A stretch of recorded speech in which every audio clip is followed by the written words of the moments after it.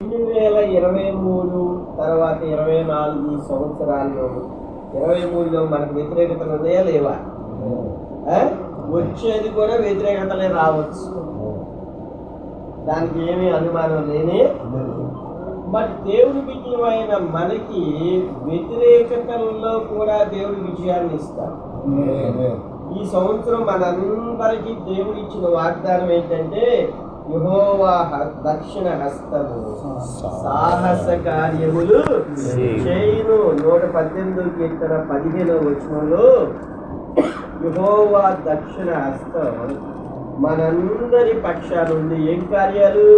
సాధారణ కార్యాలు కాదు, సాహస కార్యాలు చేస్తాం. చూడండి దేవుని వాక్యం చదువుదాం. సంఖ్యాకాండం 13వ అధ్యాయం 27వ వచనం చూద్దాం. వారు అతనికి తెలియపరిచినది ఏమనగా, నీవు మమ్మను పంపిన దేశంలోకి వెళ్ళాము, అది పాలు తేనెలు ప్రవహించే దేశం. దాని పండ్లు మేము చూసాం. ఇవి అయితే ఆ దేశంలో నివసించే జనులు బలవంతులు, వారి పట్టణములు ప్రాకారం గలవి, అవి మిక్కిలి గొప్పవి. మరియు అక్కడ అనాకీయులను చూచారు. అమాలేకీయులు దక్షిణ దేశంలో నివసించుతున్నారు. హిత్తీయులు, యెబూసీయులు, అమోరీయులు కొండ దేశంలో నివసించుతున్నారు. కనానీయులు సముద్రమునొద్దను యోర్దాను నదీ ప్రాంతంలో నివసించున్నారని చెప్పింది. తర్వాత కాలేబు మోషే ఎదుట జనులను నిమ్మలపరచి మనము నిశ్చయముగా వెళ్ళుదము, దాని జయించుటకు మన శక్తి చాలు. చూడండి, కనాను దేశాన్ని దేవుడిచ్చే ఆ దేశాన్ని వేగు చూడటానికి 12 గోత్రాల నుంచి 12 మందిని పంపారు. ఈ 12 మందిలో 10 మంది సైతాను పక్షానికి వెళ్ళిపోయింది. మళ్ళీ వీళ్ళు గోత్ర పెద్దలే, ముఖ్యులే వీళ్ళు. ఉంది అక్కడ చూడండి 3వ వచనంలో, వారందరూ ఇశ్రాయేలీయుల్లో ముఖ్యులు వీళ్ళు. మళ్ళీ వీళ్ళ పేర్లే ముందు ఉన్నాయి. రూబేను ఒకడు, రూబేనులో పెద్ద. వీళ్ళందరూ దేవుని శక్తిని కళ్ళారా చూశారు. ఎక్కడ? ఎర్ర సముద్రాలు పాయం చేసినప్పుడు చూశారు. యెహోవాయే నా బలమనని పాటలు పాడి, ఇప్పుడు ఎవరి బలాన్ని కొడుకుతున్నారు? వీళ్ళు సైతాన్ బలాన్ని కొడుకుతున్నారు. వాళ్ళు మిక్కిలి బలవంతులు. మేము వాళ్ళ దృష్టి నిడతల వలె ఉన్నాం, మన వాళ్ళని జయించలేము. చూడండి, దేవుని శక్తిని మనం తెలుసుకోకుండా సేవ చేస్తే ఎట్టకూడదు. దేవుని కార్యాలను సరిగ్గా ఎరగకపోతే ఇట్లాగే ఉంటుంది. దేవుని యొక్క నడిపింపు మనం లేక దేవునిలో మనం ఆత్మీయంగా ఎదగకపోతే ఇదే పరిస్థితి వస్తుంది. అర్థమైందా? ఏమన్నారు వాళ్ళు? మేము అనాయకీలను చూసాము, మా దృష్టికి మేము మిడతల వలె ఉన్నాము, వాళ్ళ దృష్టికి కూడా అలాగే. చూడండి, మనం ప్రభువులో దేవుని శక్తిని మనం పొందకపోతే లోకమే పెద్దగా కనపడదు. మనకున్న సమస్యలే ఇంకా పెద్దగా కనపడిపోతాయి. ముందుకు అడిగేయలేని పరిస్థితి. మరి వీళ్ళు ఎలాంటి వాళ్ళు? క్రొత్త వాళ్ళ కాదు. రోజు దేవుడు అద్భుతాన్ని చూస్తున్నారు. ఏంటి రోజు దేవుడు అద్భుతం? మన్నా రోజు గుడుగుడుకు మింగనట్లేదా? మన్నా మాకు బాగాలేదబ్బా అన్నానంటే దేవుడు ఏం చేశాడు? కోడి మాసాన్ని ఇచ్చేసేసాడు. కూరేళ్ళు అంటే పక్షులు, మన భాషలో కోడి మాసం. పాల వెడికి వెళ్ళండి, ఎవరిని కోడి కావాలని తెచ్చుకోవడం కాల్చి తిని అవన్నీ కూడా దేవుడు చేసిన అద్భుతాలు. వీళ్ళు కళ్ళారా చూశారు, రోజు తిన్నారు.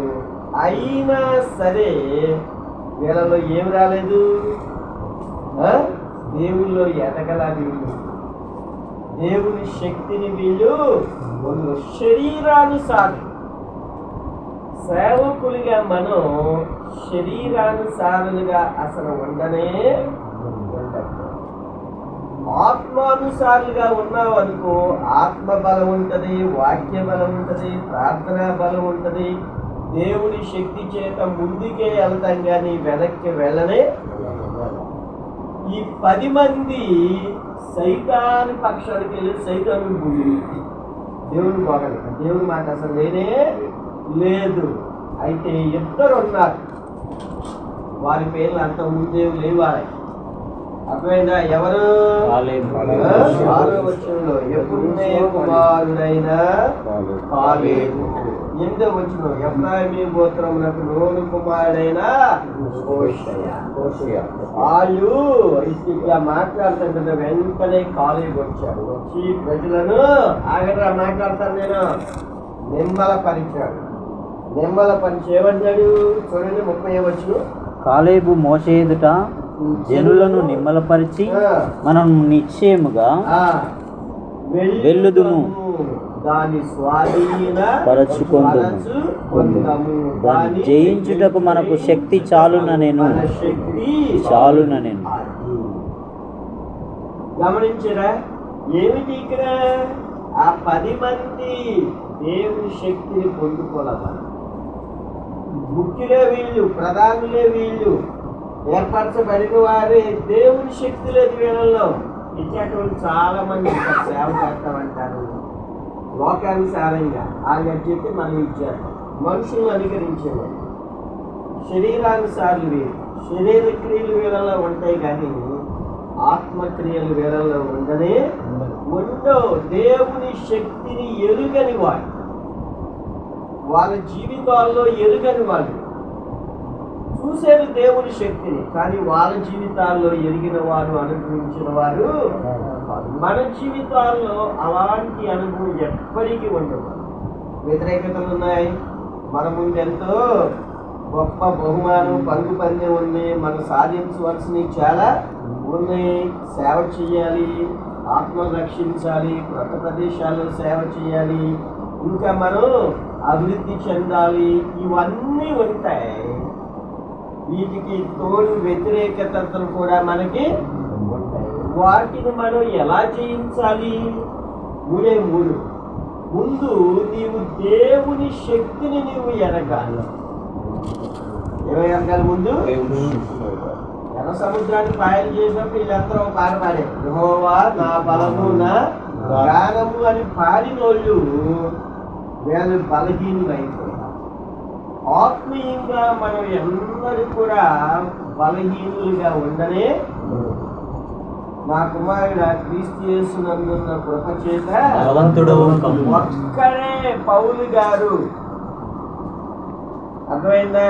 ఆయనకి సొంత వారి వల్ల వ్యతిరేకతలు వచ్చింది, ఆపదలు వచ్చింది, మరణాపాయం వచ్చింది, దిగంబరులతో కూడా ఉన్నాడు. కానీ ఏమన్నాడు?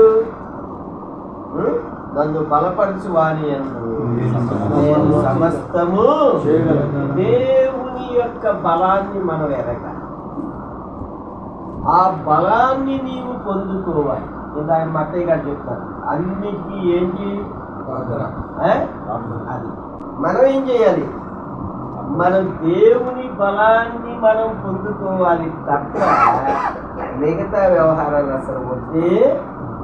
ఇది కాలేబు, యెహోషువ వాళ్ళ 10 మందితో కలిసిన వాళ్ళు. కానీ మనం వెళతాం, దాన్ని స్వాధీనపరుచుకుంటాం, దాన్ని జయించుటకు మన శక్తి చాలు అనంటే వీళ్ళేం చేశారు? కదకుండా ఉంటారా? సరే పెద్దోడు చెప్తున్నాళ్ళే, బాగా ప్రార్థన చేసి చెప్తున్నాళ్ళే, మనకి ఎందుకు ఆయన ఎదగందా అనుకోవట్లా. వాళ్ళే తిరుగుబాటుదారులు, వీళ్ళు సొంత వాళ్ళు అయ్యి వీళ్ళు తిరుగుబాటు, దేవుని మీద తిరుగుబాటు చేసేది. 14వ అధ్యాయం 1వ వచనం చూడండి. ఏంటి? అప్పుడు ఆ సర్వ సమాజము ఎలుగెత్తి కేకలు వేసెను. ప్రజలు ఆ రాత్రి ఎలుగెత్తి ఏడ్చిరి. ఎవడు ఏడ్చాడు? వీళ్ళందరూ ఏమయ్యారు తెలుసా? 14:37 ఆ దేశమును గురించి జగ సమాచారము చెప్పిన మనుషులు యెహోవా సన్నిధిని తీర్పు చేత చనిపోయి ఏమైపోయారు? లేరు. అడ్రస్లు గల్లంతు అయిపోయాయి. నువ్వు శరీరానుసారంగా ఉన్నావు అనుకో, అంతే కాసేపు కనపడతావు, ఆ తర్వాత ఇక మీకు అర్థమయ్యేటట్టు చెప్తారు. ఒకప్పుడు బాగా వెలుగులో వాళ్ళు ఇప్పుడు వాళ్ళు అన్ని వెలుగుతున్నారా? ఎంత వ్యతిరేకత ఉందో అంత జయాన్ని దేవుడు మనకి ఎందుకని? యెహోవా దక్షిణ హస్తం, సాహస క్రియలు సాహస కార్యాలు దేవుడు మన పక్షాన జరిగిస్తాడు. అదే వాగ్దానం మనకి 2024 ప్రతి సేవకుడికి అదే. వ్యతిరేకతలైనా సరే చూడండి తర్వాత ఏం జరిగింది ఇక్కడ. వాళ్ళు ఇంత చెడ్డ సమాచారం చెప్పారు, ఎలుగెత్తి ఏడ్చాడు. చూడండి 14వ అధ్యాయం 6వ వచనం చూడండి. అప్పుడు దేశమును సంచరించి చూచిన వారిలో నుండిన నూను కుమారుడకు యెహోషువయు యెఫున్నె కుమారుడకు కాలేబును బట్టలు చింపుకుని ఇశ్రాయేలు సర్వ సమాజముతో చూడండి వాళ్ళందరూ ఒకవైపు, ఇద్దరే ఒకవైపు, ఏది ఎక్కువ? అదే అదే ఎక్కువ. శరీరానుసారులే ఎక్కువ. ఎరిగిన వారేమో ఇద్దరే. బట్టలు చింపుకుని సమాజం ముందుకు వచ్చేసేసారు. ఏమని మాట్లాడతారు చూడండి 7వ వచనం. ఇశ్రాయేలు మేము సంచరించి చూచిన దేశము మిక్కిలి మంచి దేశము. చూడండి మనం ఒక స్థిరమైన పునాది మీద కట్టబడ్డాం. విశ్వాసం, దైవ భక్తి, పరిశుద్ధత, ఇవే మన పునాదులు. అర్థమవుతుంది నేను చెప్పే మాట? ముందే ఉండాలి విశ్వాసం, ఇందాక మనం చెప్పాను కదా. తరువాత ఏముండాలి? దైవ భక్తి. భక్తి లేకపోవడం విశ్వాసం ఇది చేస్తారు. భక్తి భయం లేకుండా విశ్వాసం ఏం పని? క్రియలు లేని విశ్వాసం ఏంటి? పరిశుద్ధత. వీటి మీద మన జీవితం పునాది కట్టబడి ఉంటే మనల్ని అసలు ఏ శక్తి మనల్ని అడ్డుకునే, ఏ శక్తినైనా మనమే జయిస్తాం. ఏ శక్తులైనా మన ముందు ఓడిపోతాయి అంతే. యేసేపు పరిశుద్ధత ఎక్కడ నడిపించింది? ఈజిప్ట్ అంతే. దానియేలు యొక్క పరిశుద్ధ జీవితం ఎక్కడ నడిపించింది? కనుక మన జీవితాల్లో విశ్వాసం ఉండాలి, దైవ భక్తి, భక్తిహీనత కాదు. మూడవది పరిశుద్ధ జీవితం మనలో ఉంటే మనం స్థిరమైన పునాది మీద కాలేబు యెహోషువ నిలబడి ఏమంటారు? ఇక నేను చూసిన దేశము మంచి దేశము, దానిని మనకి ఇస్తారు. విశ్వాసం, అది పాలు ప్రవహించు దేశము. మీరు యెహోవా మీద తిరుగబడకుడి, ఆ దేశ ప్రజలకు భయపడకుడి. అంటే ఒక్కడని విన్నారా? వీళ్ళ ఏదో నువ్వు చెప్పేదని మీరు వీళ్ళ మీద తిరగబడతాకి వచ్చారు, వాళ్ళు రోటానికి వచ్చారు, చంపటానికి వచ్చారు. వీళ్ళల్లో ఉన్న ప్రార్థన బలం అక్కడ కనపడింది. 10వ వచనం చూడండి. ప్రత్యక్షపు గుడారంలో యెహోవా మహిమ ఇశ్రాయేలీయులకందరికీ కనబడెను.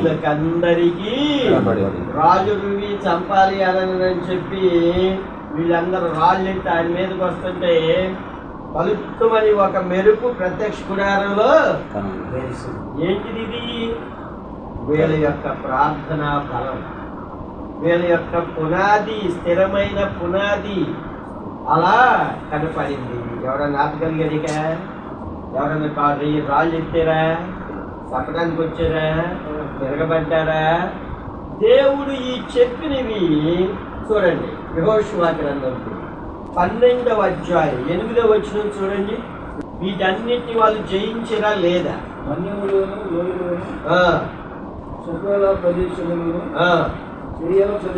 ప్రదేశములోను అదిగో ఇక్కడున్న 6 జాతులు వాళ్ళు ఏమయ్యారు? అదిగో పట్టుకున్నారా లేదా? వాళ్ళు అనాకీలే అవ్వు, లేకపోతే బలవంతులే అవ్వు, ఎవరైనా సరే దేవుని బిడ్డల ముందు ఏమయ్యారు? ఓటమి పాలయ్యారు.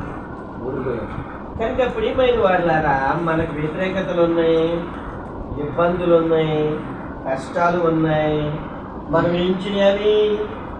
వాటి వైపు అసలు మనం చూడనే చూడలేదు. కాలేబు యెహోషువ వాటి వైపు చూడనే దేవుని వైపు చూశారు, దేవుని శక్తి వైపు చూశారు, దేవుడు చేసే కార్యాల వైపు చూశారు. వాళ్ళు పట్టుకున్నారు. 31 రాజులను వాళ్ళు జయించారు. దేవుని యొక్క వాగ్దానం చొప్పున వాళ్ళు అన్నిటినీ జయించారు. కనుక ప్రియమైన వాళ్ళారా, మనకి ఎన్నో వ్యతిరేకతలు ఉన్నాయి. అయితే మనం ఆ 10 మంది వలె అసలు మనం ఎప్పుడు ఉండనే, వీళ్ళు మాంసాపేక్ష గలవారు, శరీరానుసారి. ఇవి పొద్దున్నే ఏం వస్తుందని చూసే రకం ఇది, అంతేనా? ఇది కాదండి. పొద్దున్నే నువ్వు దేవుని సన్నిధి దగ్గర పొందుకునేది అన్నీ పొందుకుంటాం. మనం ఏమనుకుంటాం? పొద్దున్నే లేచి అటు వెళ్దామా, ఇటు వెళ్దామా, అక్కడికి వెళ్దామా, ఇక్కడికి వెళ్దామా అని అన్నాడు. ఎక్కడికి వెళ్ళాలి నువ్వు? ముందు ఒక క్రమంగా దేవుని సన్నిధిలో కొన్ని గంటలు ప్రార్థన చేసి దేవుని యొక్క శక్తిని నరిపెట్టుకుని పొందుకో. ఆ తర్వాత నీకు ఇవ్వవలసినవన్నీ దేవుడు నీకు ఇస్తాడు.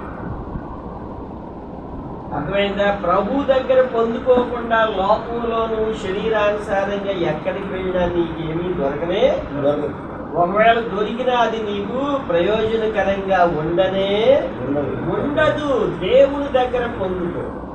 ప్రతి అవసరాన్ని దేవుడు నీకు తీరుస్తాడు. నేను ఎందుకు చెప్తున్నానంటే దేవుని మీద ఆధారపడాలి. మనం దేవుని వైపు చూడు. మన ప్రార్థనకి రానోళ్ళు డబ్బులు ఇస్తారు మనకి. అర్థమైందా? వచ్చిన వాళ్ళు ఇచ్చారో లేదు తర్వాత సంగతి. రానోళ్ళు మాత్రం ఖచ్చితంగా డబ్బులు ఇచ్చి వెళ్తారు. సరికొద్ది మన దేవుని మీద ఆధారపడితే చాలు. మనుషుల మీద ఆధారపడవలసిన అవసరం అది ఎంత పెద్దదైనా సరే టాస్క్. ఎవరి మీద ఆధారపడాలి? కాలేబు యెహోషువ ఎవరి మీద ఆధారపడ్డారు? దేవుని మీద ఆధారపడదాం అంతే. యెహోవా హస్తము, దక్షిణ హస్తము, సాహస కార్యాలు 2024 అంతయు మనకి ఇదే. వ్యతిరేకతల్లో కూడా దేవుడు చూడండి. కాలేబుకి దేవుడు ఏమి ఇచ్చాడు? యెహోషువ గ్రంథం 14వ అధ్యాయం చూడండి, 36వ వచనం. యూదా వంశస్థులు 14:8 చూడండి. నాతో కూడా బయలుదేరి వచ్చిన నా సహోదరులు జనుల హృదయములను కరుగ చేయగా నేను నా దేవుడైన యెహోవాను నిండు మనసుతో అనుసరించి ఎవరి గురించి చెప్తారు ఈ మాట? కాలేబు గురించి చెప్తున్నాడు. అర్థమైందా? దేవుడు పరిశుద్ధాత్ముడు కాలేబు గురించి ఇలా నిండు మనసుతో అనుసరించాడని 5 సార్లు పైన రాయబడి నిండు మనసుతో ద్వితీయోపదేశ కాండంలో కూడా రాశాడు, యెహోషువలో కూడా రాశాడు, సంఖ్యాకాండంలో కూడా రాశాడు. కనుక మనం ఈ వ్యతిరేకతలు ఉన్నప్పుడు కాలేబు యెహోషువ వలె నిండు మనసుతో ప్రభు వైపు చూడాలి.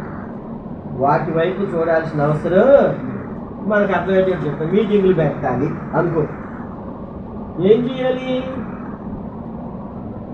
దేవుడు నిన్ను ఏ పరిస్థితుల్లో ఏ విధంగా నడిపిస్తారో అలాగే నడిపించి మీటింగ్ పెట్టి. అంతేగాని మనుషులు అలా చేసారు, వీళ్ళు ఇలా చేసారు, వీళ్ళు ఇలా చేసారు, వాళ్ళతో పోల్చుకొని నువ్వు అసలు మీటింగ్ పెట్టకూడదు. ఇంకా చెప్తున్నా, అప్పులు అసలు చేయకూడదు మీటింగులు అని చెప్పి. అప్పు చేసి మీటింగ్ పెట్టమని దేవుడు చెప్పారా? ఎవరు చెప్పారు? ఇది ఎక్కడ బైబిల్లో? నీ పరిధిలో నువ్వు ఎలా పెట్టాలో నువ్వు అలాగే పెట్టు. మనుషులకు పెట్టి మనం ఏదో తక్కువ అయిపోతుంది.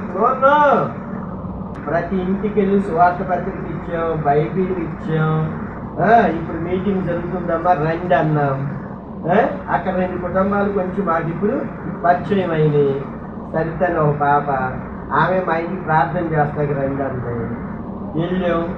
మేము మీ ఇద్దరు 2 లైట్లు తీసుకెళ్ళాం, ఒక చిన్న మైకి తీసుకెళ్ళాం. మా దగ్గర ఉన్నది ఒక్క పైసా లేదు, ఖర్చు పెట్టలే. మాకున్న దాంతోనే మేము అక్కడ నడి రోడ్డు మీద మీటింగు పెట్టాం. ఒక 5 కుర్చీలు మాత్రం తెచ్చావు. మనకు తెలిసిన వాళ్ళు ఉన్నారు. ఒక 5 కుర్చీలు తెచ్చావు, వేసావు. ఆయన పరదా తెచ్చాడు, వేసావు. దేవదాస్ గారు మీటింగ్ పెట్టావు, సువార్త పెట్టావు, విత్తనాలు విత్తావు. ఇక దానికి ప్రతిఫలం తప్పగా దేవుడు ఇస్తాడు. అంతేగాని మీటింగ్ పెట్టాలంటే ఆయన పిలుచుకొచ్చి ఈయన పిలుచుకు ఆడిపోతులు చీలిపోతుంది. ఎక్కడ చేస్తావు? ఈ పిచ్చి వ్యవహారాలు ఇవన్నీ. దేవుడి నామం మహింపరచబడాలి. మన పరిధిలో మనం చేస్తున్న వల్ల తప్పేమీ లేదు. అందుకే నేను మీటింగ్ పెట్టాను, నాకు అంత తప్పు అయింది, ఎంత తప్పు అయింది. అసలు పిచ్చి వ్యవహారం. వాళ్ళని చూసి మనం ఇది అంటాం. మనుషుల్ని అసలు మనం అనుసరించవలసిన అవసరం లేదు. నీ పరిధిలో నువ్వేం చేస్తావో. అర్థమైందా? చాలా మంది పేదోళ్ళు ఉన్నారు. కొత్తగా సంఘం ఒక రగ్గులు కొన్నావు, ఒక 5 రగ్గులు కొన్నావు. అక్కడ ఒక 5 రగ్గులు మేము ఇచ్చాము. కొంతమందిని పిలిచి దేవుని ప్రేమని పంచాము. అది అక్కడ నిలిచి ఉంటుందా లేదా? ఈ డాన్సులు నిలిచి ఉంటాయా? అర్థమైందా? కనుక మనం ఒక దేవుని పరిచయం చేస్తున్నామంటే మనం దేవుని ఆత్మ నడిపింపులో మనం చేయాలి తప్ప మెహర్బానీల కోసం, మన గొప్పల కోసం కానీ కాదు. అక్కడ దేవుని నామం మహింపరచబడదు. లోకస్తుల్లాగా వాళ్ళని మనల్ని ఏమనుకుంటుంది, ఎవరు ఏమనుకోండి. నీ భక్తి అక్కడ నీకు కనపడాలి, నీ యథార్థత నీకు అక్కడ కనపడాలి, నీ పరిశుద్ధత.